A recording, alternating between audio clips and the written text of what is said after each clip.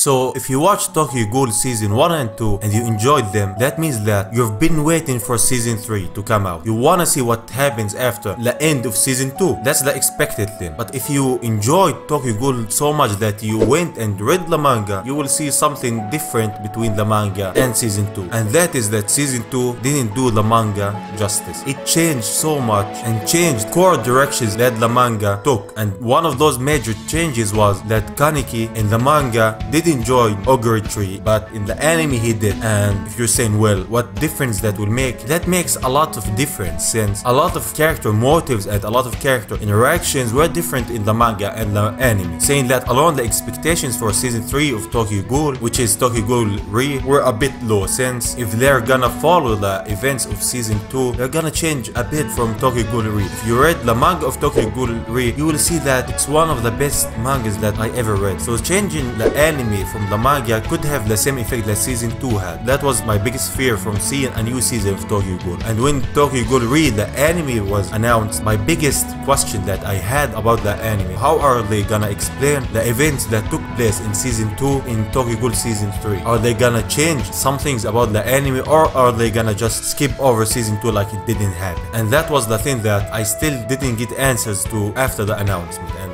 I didn't see anyone saying anything about that. But now we got answers to that question. We got answers of how season 3 is gonna follow from season 2. We see Kaneki having a flashback to the time that he had his transformation at the end of season 1. And you might say, well, it's just a flashback. But that's it. The events of Tokyo Ghoul Re are after the events of the 2 seasons, where Heisei Sasaki, which is Kaneki, it's obvious, had memory loss and he doesn't remember anything for the past 20 years. That's the beginning. I'm not spoiling anything. That's the beginning of Tokyo Ghoul Re. That's the whole point of it. Saying that and seeing the flashback, it answers a lot of questions that we had about how Tokyo Ghoul season 2 is gonna play out. If they're gonna use flashback to explain past stuff, that means that they can change the events of season 2 to what they are in the manga, because they said that Tokyo Ghoul Re is gonna follow the events of the manga. And here is the answer. How are they gonna explain the events of season 2? Because they were a lot different from the manga. Well, they're gonna use flashbacks to change the events that they wanna change. They can do a lot of stuff. In the events that they're gonna show in season 2 can be the same stuff that happened in the manga that have an impact on Tokyo Ghoul Re. That's how they are gonna explain season 2 without saying that it didn't happen, without changing the events of Tokyo Ghoul Re for the sake of what happened in Tokyo Ghoul season 2. And that's what I wanted to see. I didn't want them to follow the same path that they took with season 2, with changing so much from the manga, because it took from the experience of the manga, of the experience of what happened of Kaneki, of the consequences of his decisions, of the interactions between the characters. I just wanna see them doing justice for Tokyo Ghoul Re, and that's what we're gonna see, because they're gonna explain the events with flashbacks, and that's the best way that I can think of to explain what happened in season 2. That's how they're gonna fix their own mistakes that they did. Saying that, I will see you on the next one. Bye bye.